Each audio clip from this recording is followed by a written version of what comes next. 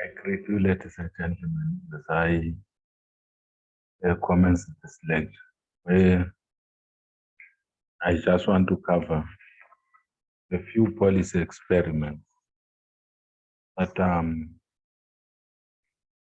done within the ISLMPP model.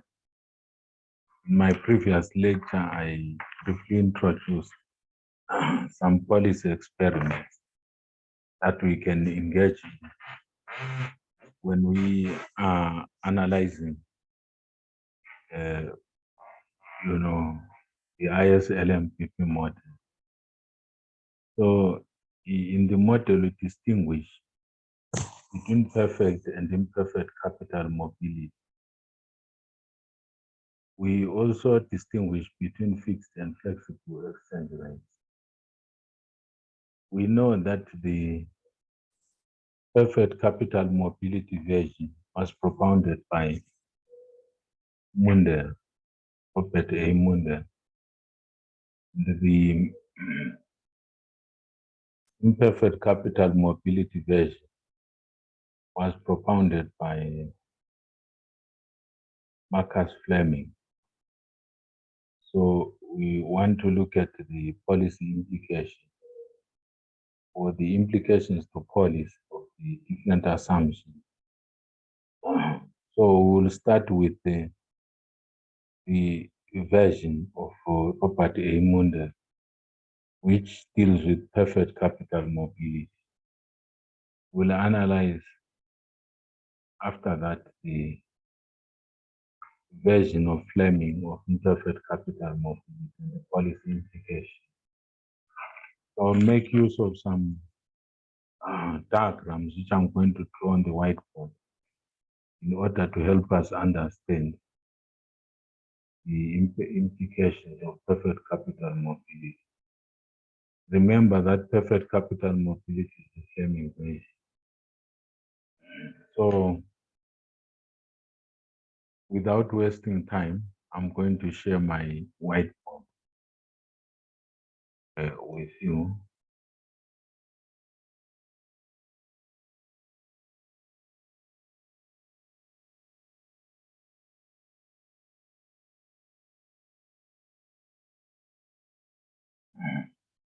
So we want to look at the fixed exchange rate situation.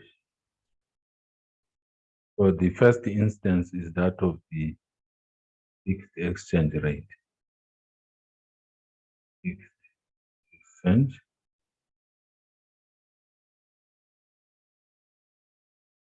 That of the fixed exchange rate.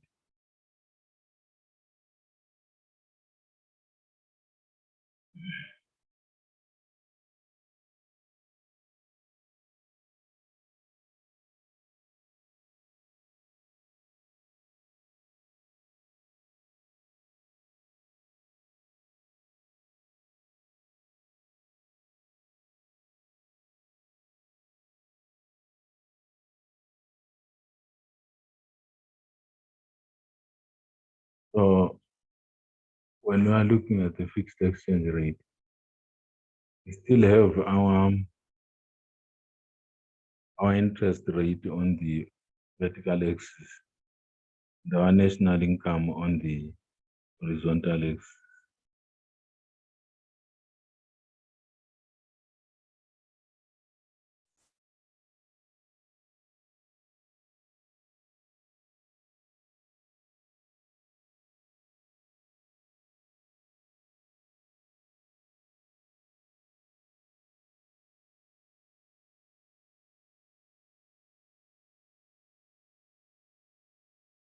Just trying to delete one or two things so that my labeling is clear.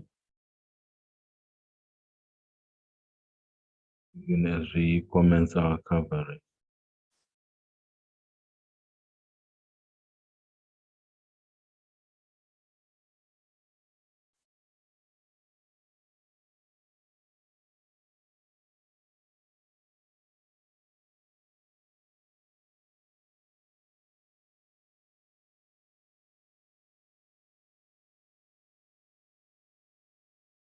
So We start with an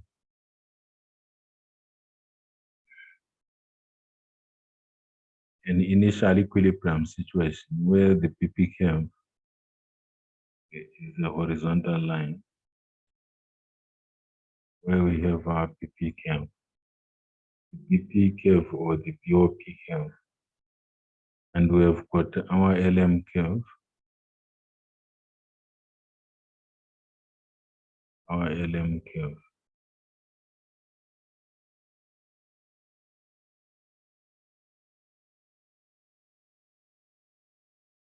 We have our LM curve, and we have got our IS curve, which I'm going to call IS. That's the IS. So the initial equilibrium point is at that point, which I'm going to call E0. So an expansionary monetary policy is expected to shift the LM curve to the right or downwards,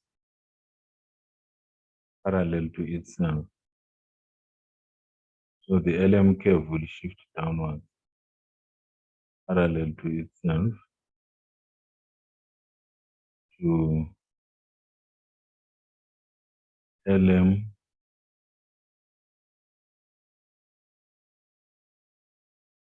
to LM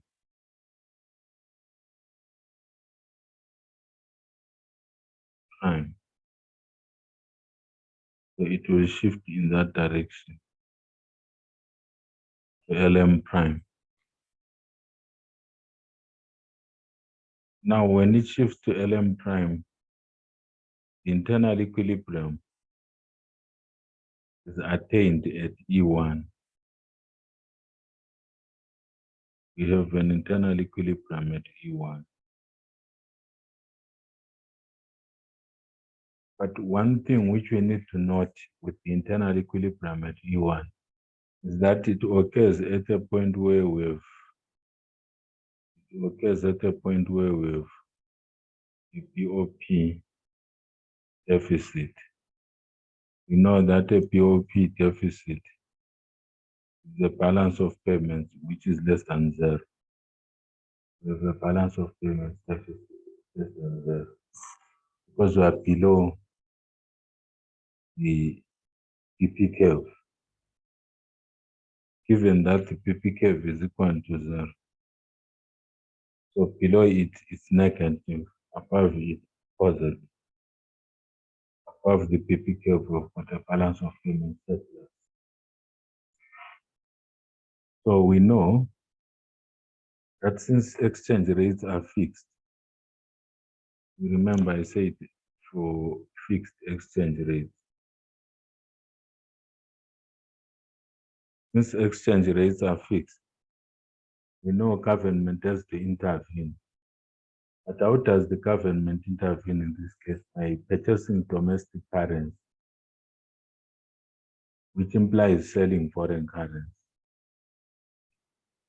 If the government purchases domestic currency, it implies that domestic money supply will decline. It will decline. And if domestic money supply declines, it means we have got a situation, ladies and gentlemen, where our LM curve is shifting back to LM, from LM prime back to LM. And the equilibrium is re-established at E2. Let me just call it E0 prime, because it's the same equilibrium point that we had. But I'm calling it E0 prime because the old equilibrium point which has been attained after government intervention. So our conclusion is that under the Mundell-Fleming approach, especially under the view when we are looking at the view of Mundell, of Robert A. Mundell, when we assume perfect capital mobility under the fixed exchange rate regime, monetary policy has got no effect under this circumstance. It does not expand the output, and it doesn't change interest rates because they remain constant at I0. And the output, though it temporarily increases to Y1, it goes back to Y0. The output gravitates back to Y0 due to government intervention. So this is the first scenario, ladies and gentlemen. That's the first scenario.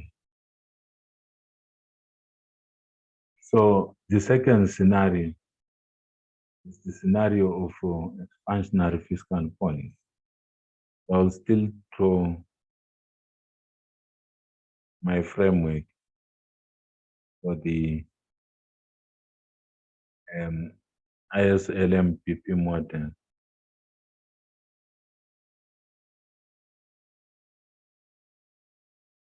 We still have our PP curve, which is horizontal.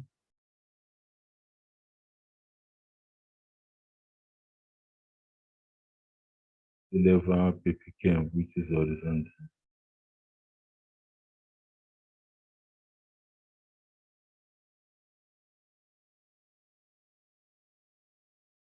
And then we have got our IS curve, which is downward sloping.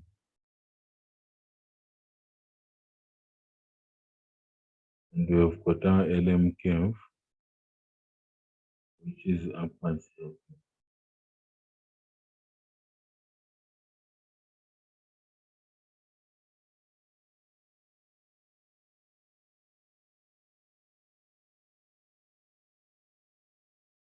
We have our LM curve, which is upward sloping.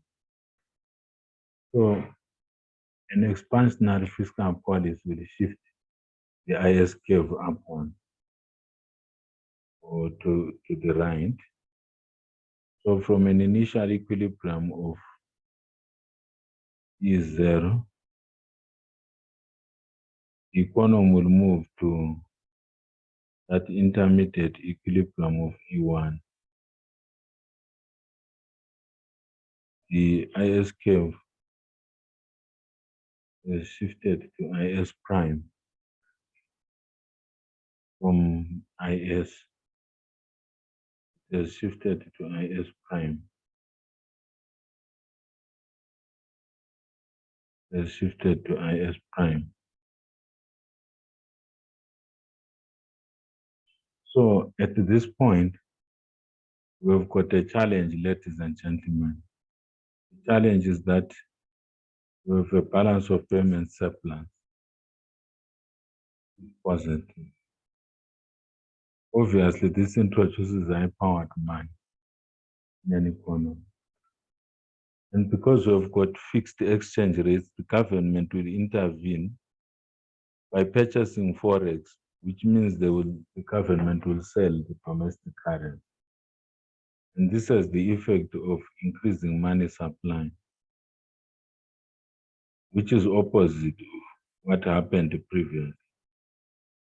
Previously, the government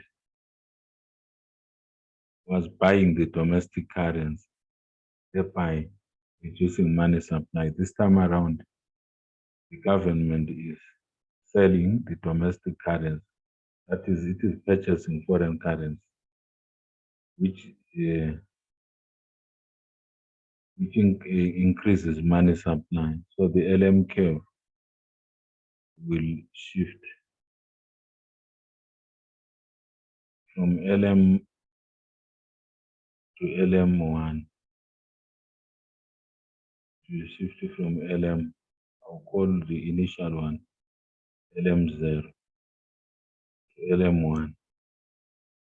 And the new equilibrium point, I'll call it E2. So our output is increasing from Y1 to y2. From y0, I mean to say y2.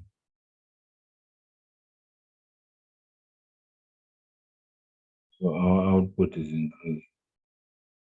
So when we have fixed exchange rates and we use expansionary fiscal policy, we see that for the same interest rate, production actually increases from y0 to y2. Therefore, fiscal policy works perfectly under these conditions. Which conditions? Under conditions of fixed exchange rates and perfect capital mobility. So we now want to check the scenario under flexible exchange rates. We are still looking at the model by Robert A. Mundell. So to operationalize our exposition, I will draw the diagram for flexible exchange rate. We still have our horizontal axis being NY, which is national income, and our vertical axis being the interest rate. And the PP curve is still horizontal. It's still horizontal. It has got infinite elasticity in terms of interest rates. The PP curve is infinitely interest rate elastic. So the initial equilibrium is at the intersection of the three curves, which are LM,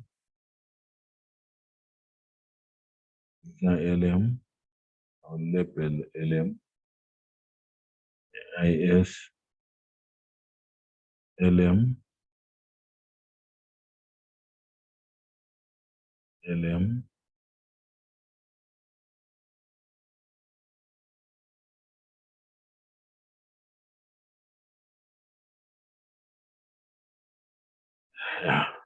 which are LM and IS and PP, and they intersect at that point, which I'll call EZ, as I've been doing.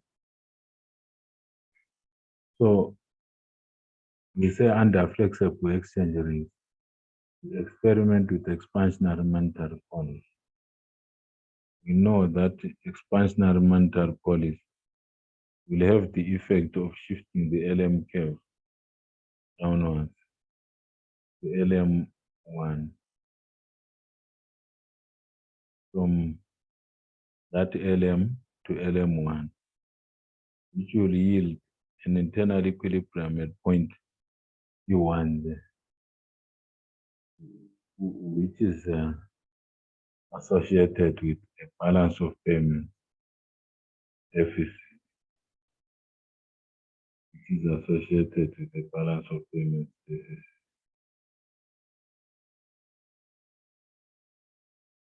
Is associated with the balance of payment deficit. A BP deficit, because we are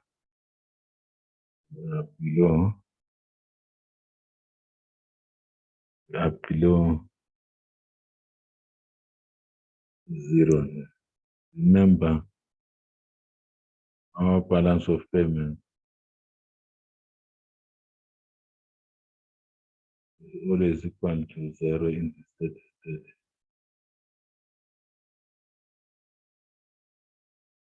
Always equal to zero. So below the PPK, we have got negative. We have negative. Will bear with me, my whiteboard is not responding very fast because of internet connectivity issues. The internet is a bit slow, but I believe your benefit label the LM so that it is clear. The reason why it takes time to be clear because of internet connectivity issues. And redraw the LM curve so that I can relabel it clear there, so that I can relabel it. So at that point, you must recall that the interest rates are now fixed.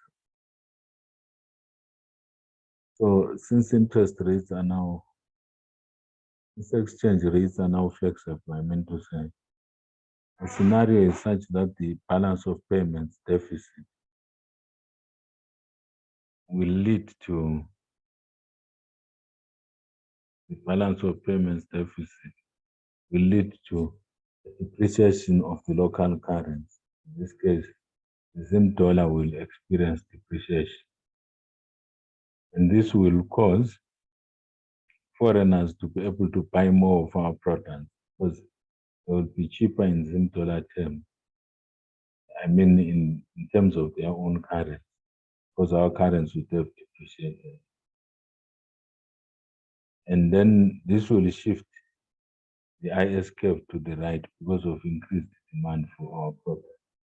Aggregate demand will increase. So under flexible exchange rates, we see that the IS curve will shift from IS 1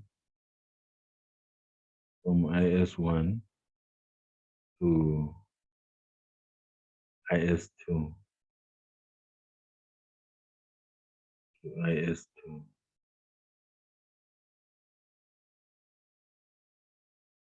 It will shift from IS 1 to IS 2, while our LM curve changes from LM0 to LM1. So what happens under flexible exchange rates is that the final equilibrium point will be at point E2. That's where we will have our final equilibrium point. And because exchange rates are flexible, monetary policy will work perfectly under this circumstance. Expansionary monetary policy. Because our output, as you can see, will increase from Y0 to Y2 to Y2. It will increase to Y2.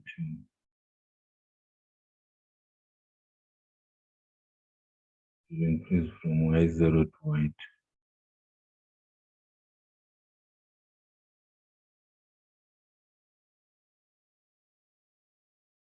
To Y2.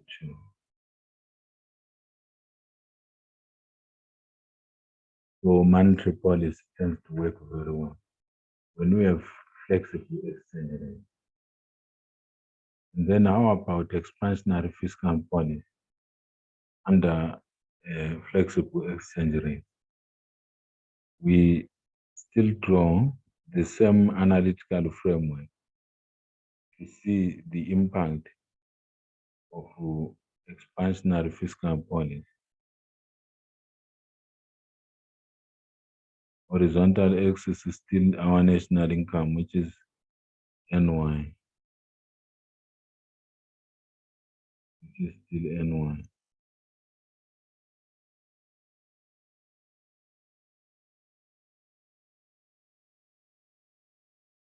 Which is still N1.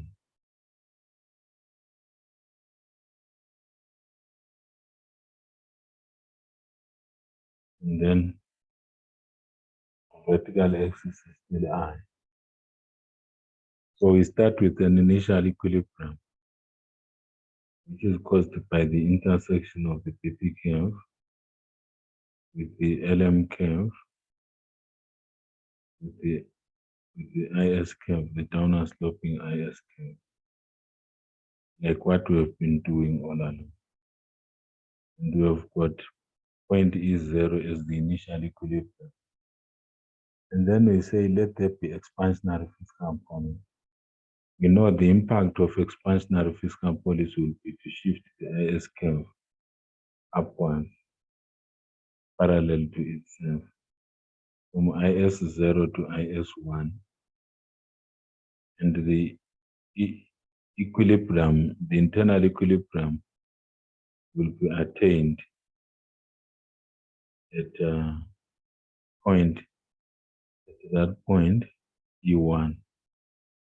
But the challenge is that at this point, we have a balance of payments surplus. Another way of writing a balance of payments surplus is as an inequality, where PP is equal to, is greater than 0, because along the balance of payments line, PP is equal to 0. So if it is above the PP line, then we've got a PP greater than 0, which implies a balance of payments surplus,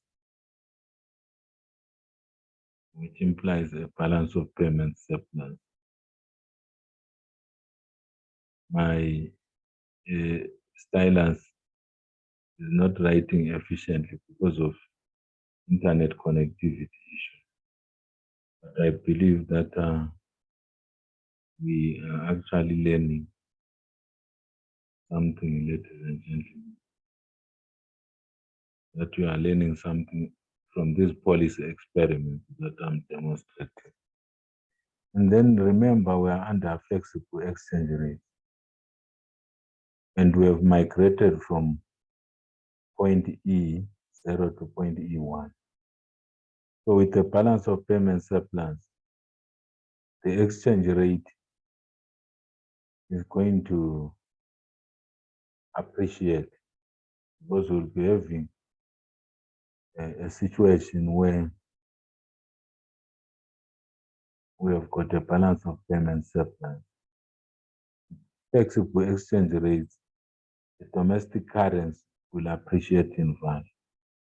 And as the domestic currency is firming or appreciating in value, it will make our exports, whether they are merchandise exports or exports of services, they will become unattractive to our trading partners because they will be more expensive.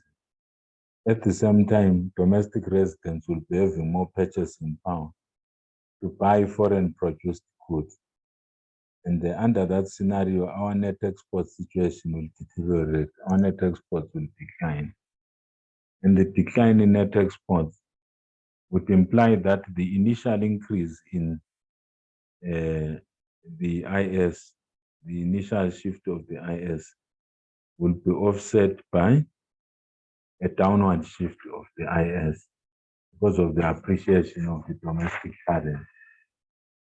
So we have our IS shifting from IS1 back to IS0, and we attain the original equilibrium point, which is E0, but I can relabel it as E0 prime, but it's the same equilibrium point. In this case, our conclusion is that expansionary fiscal policy under the regime of flexible exchange rate, assuming perfect capital mobility, is of limited or no use, not good in this case. So we are done, ladies and gentlemen, with the Robert A. Mundell approach. You can see from the policy experiments that I've been doing why the final conclusion of Robert A. Mundell was that of an impossible trinity, in which no economy can have the following three simultaneously: perfect capital mobility, fixed exchange rates, and an independent and efficient monetary policy. It's not possible. Under the perfect capital mobility assumption, And in order to have an efficient monetary policy, exchange rates must be flexible. So you can't have an efficient monetary policy when the exchange rate regime is fixed, or have fixed exchange rates but assume that the monetary policy won't work or it won't be efficient. So having covered this bit, I want to now cover the imperfect capital mobility version. And for the imperfect capital mobility version, I'm going to do 2 experiments. And then after that, I'll just conclude the whole coverage, ladies and gentlemen. So as is usually the case with me, in my exposition, I'll start with a diagram so that I economize on over-explaining these concepts. You just understand them from the picture that I would have drawn, which you'll be seeing. Because as Confucius said a long time ago, a picture is worth 1,000 words. So I will try to draw a clear graph which will summarize this issue. That's I've made a mistake there. Let me delete. Let me delete my PPK because here we now have imperfect capital mobility, and because we've got imperfect capital mobility, our PP curve has to slope upwards. So our PP curve will slope upwards. I will have to use a different color, ladies and gentlemen, to draw the PP curve, which is sloping upwards.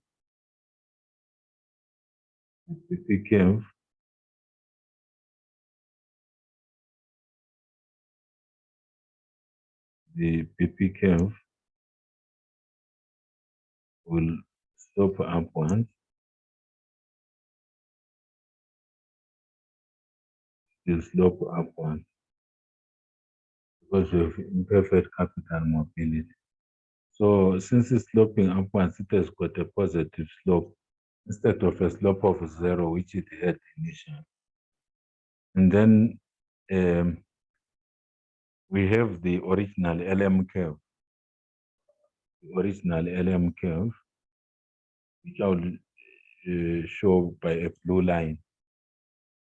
The original LM curve, which I'm going to show by a blue line. The original LM curve. I'm going to use a blue line to illustrate the original.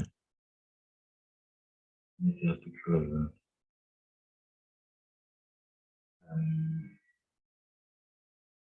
Let me minimize that. Move that a little more.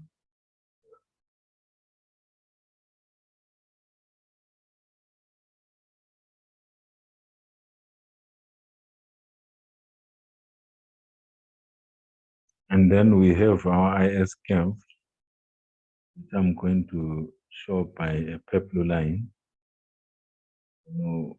But my assumption is that that line is purple.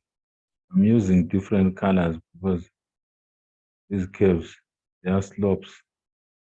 The LM and the IS, the slopes have not changed, but the PP is now positive. So the first experiment is that of fixed exchange rate. That's the first experiment. So the situation is exactly the same. So experiment with expansionary monetary policy, which will shift the LM curve from that LM to LM prime. It will shift to LM prime. It will shift to LM prime.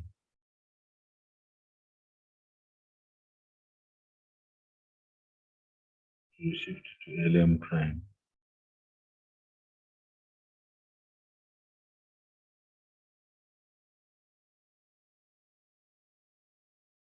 It will shift to LM prime. The initial equilibrium our lapel it is there. And it is at that point where the three curves are intersecting.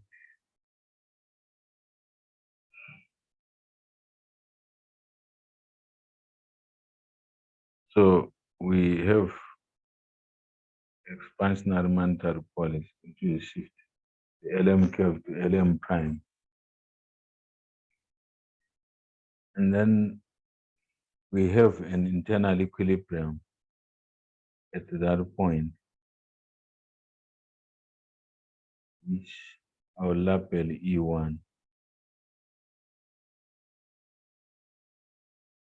As you can see, at point E1, we are below the PP curve, which implies that we have a balance of payments. We have a PP of less than 0, which is negative. The balance of payments deficit. So since exchange rates are fixed, the government will purchase the domestic currency and sell foreign currency. And this will reduce money supply. It will reduce money supply, thereby shifting the LM curve from LM prime back to the original LM curve. Back to the original LM curve. So the equilibrium point is re-established at the original equilibrium point, which I will relabel E0 prime, because it's just one and the same thing as E0.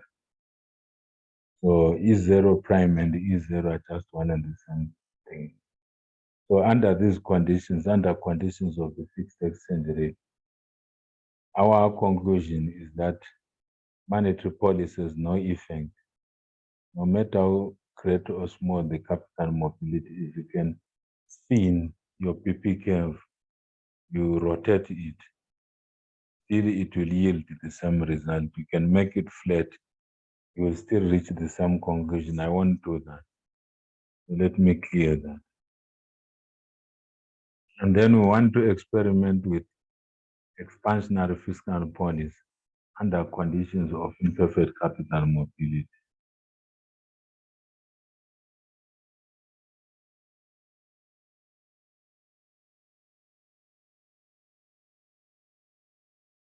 So I'm going to draw my framework, my analytical framework, where we have our national income and our interest rate, our national income on the horizontal axis and our interest rate on the vertical axis.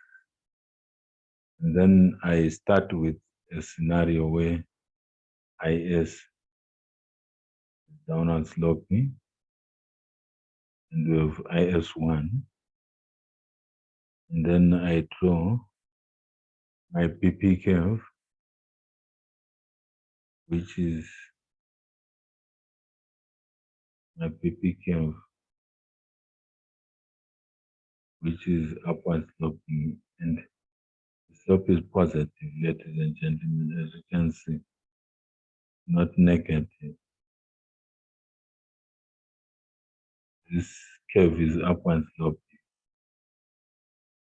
And then we have our LM curve. We have our LM curve. We have our LM curve, which I'm going to represent with a green line.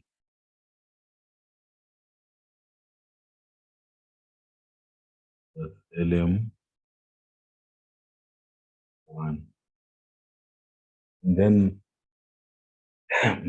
the scenario is, let there be expansionary fiscal policy.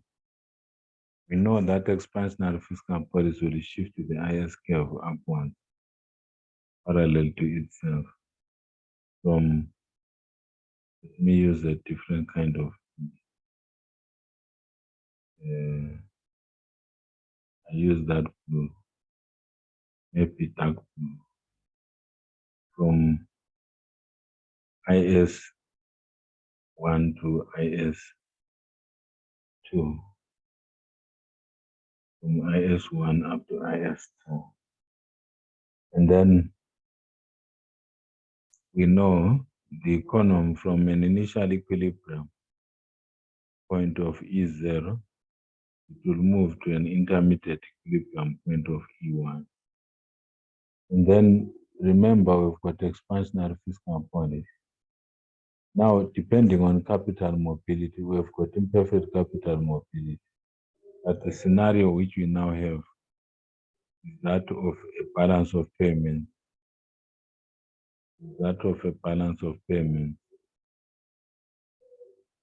Surplus. We have a balance of payment surplus, ladies and gentlemen. If we have a higher capital mobility, we have a balance of payment surplus.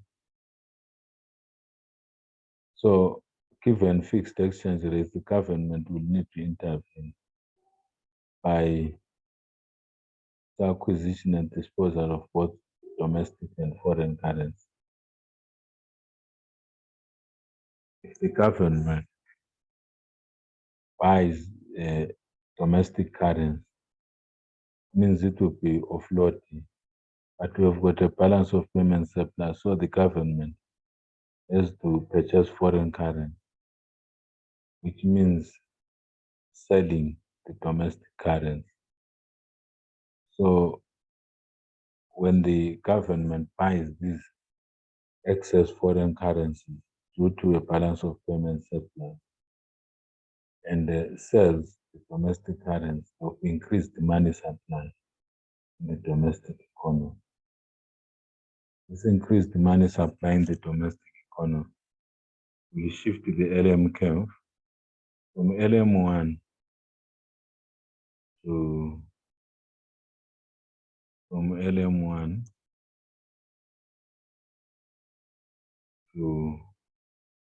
LM2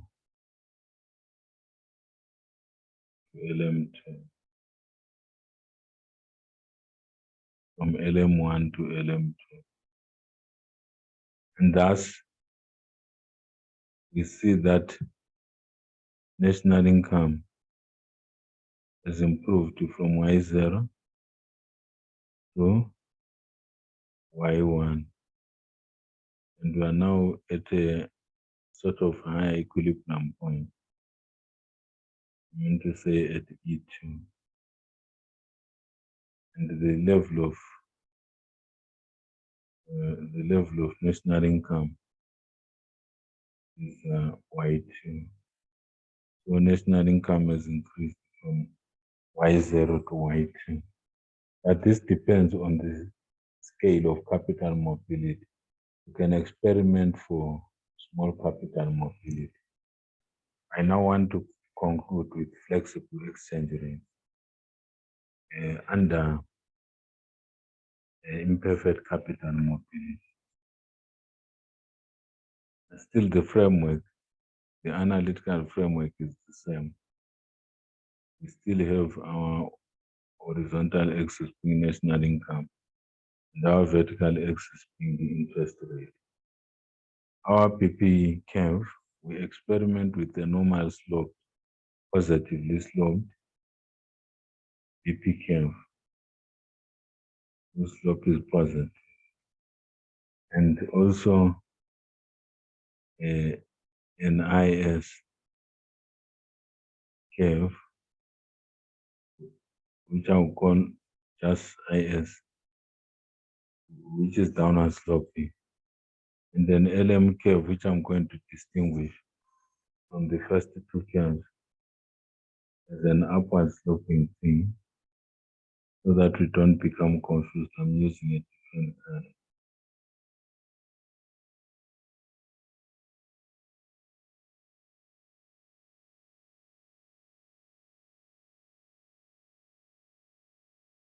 That's LM1. So we say let there be expansionary monetary policy.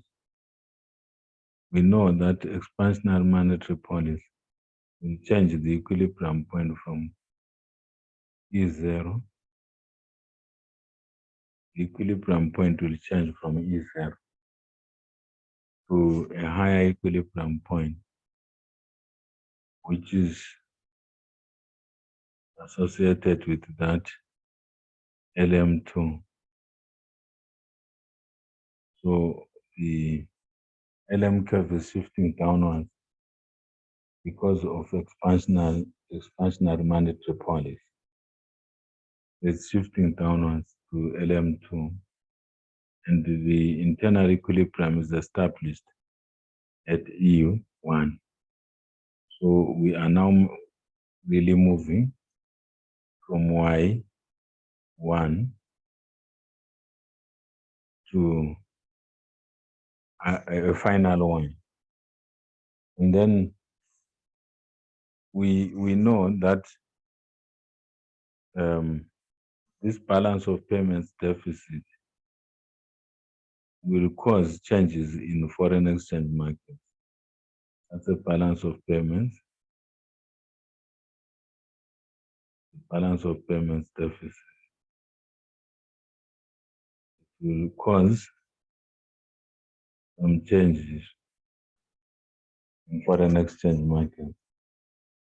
The changes will be that the domestic currency will depreciate, thereby incentivizing exports and disincentivizing imports. The net export situation will improve. And since domestic assets are less expensive, the PP curve will shift to the right. The PP curve will shift to the right. The PP curve may shift to the right. So I want to draw the dark green PP curve, which will shift to the right.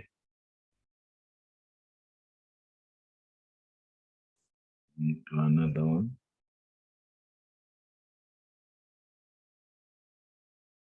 Draw our dark PP curve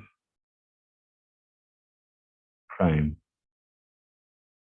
Whose slope is still positive. It has shifted to the right.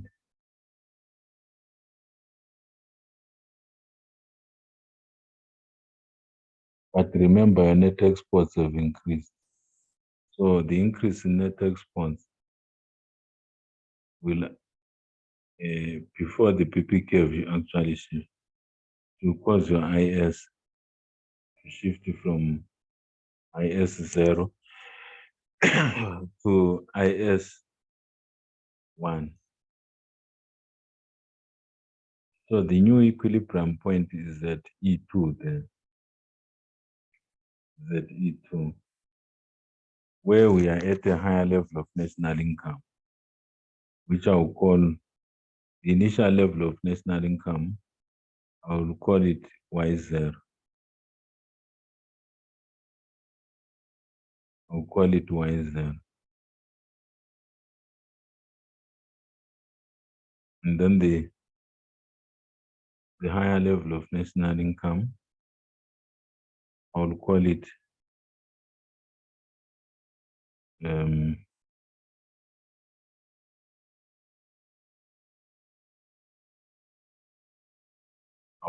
Y2. So output is increasing from Y0 to Y2, and the equilibrium point is moving from E0 to E2. So under these conditions, the conditions of flexible exchange rates, when expansionary monetary policy is instituted within the Fleming framework, we see that it actually works. It is more efficient when capital mobility is actually high. So I believe I'm done with what I wanted to cover today. And I believe that you benefited, ladies and gentlemen, from these policy experiments that I've been doing. So in our next session, we are going to be progressing with our course outline. Let me just check what exactly we are going to be covering. on my course outline. I just want to cross-check what exactly we'll be covering from my course outline. We'll be looking at the Phillips curve model, monetary policy and the Phillips curve model. And after that, I'll be in a position to introduce interest rate theory, things like the term structure of the interest rate, as we move towards the conclusion of our course outline. So this topic is quite long, but I believe we're on course to covering all the content by weekend so that we can concentrate on your assignment. I'm communicating with the students who are pursuing this module of central banking and monetary economy. Thank you so much for listening in. I appreciate your time that you invest following my lectures. We'll meet in my next video, and I'm looking at the impact of monetary policy within the Phillips curve relationship. When we look at monetarism, for instance, the view of Milton Friedman and his followers. Thank you so much.